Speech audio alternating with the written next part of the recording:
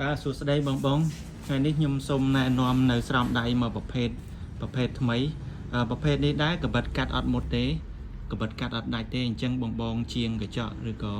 បងបងជាងដែកដែលត្រូវការប្រើសម្រាប់ការពារដៃកុំឲ្យកញ្ចក់មុតឬក៏កបិតមុតហ្នឹងបងបងអាចប្រើប្រភេទនេះបានអញ្ចឹងខ្ញុំសូមធ្វើតេស្តឲ្យមើលបន្តិចណាយើងយកកបិតវះជាក់ស្ដែងតែម្ដងនេះបងបងអញ្ចឹងនេះកបិតយើងកបិតឡាមយើងអាមុតល្អណាអញ្ចឹងវាយើងអាចទៅគឺវាអត់ដាច់ទេណាគឺវាអត់ដាច់ទេអញ្ចឹងមានន័យថាពេលដែលបងបងប្រើហ្នឹងគឺជួយការពារបងបានច្រើនការពារដៃកុំឲ្យមុតអញ្ចឹងនៅពេលដែលមុតគឺវា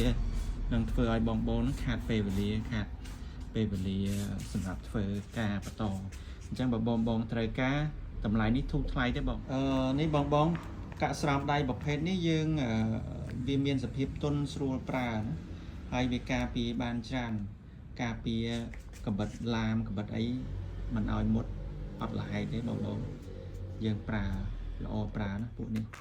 ហើយតម្លៃធូរថ្លៃបំផុតប៉ុន្តែការពារសុវត្ថិភាពបងបងបានច្រើនអញ្ចឹងបងត្រូវការអាចទំនាក់ទំនងបាន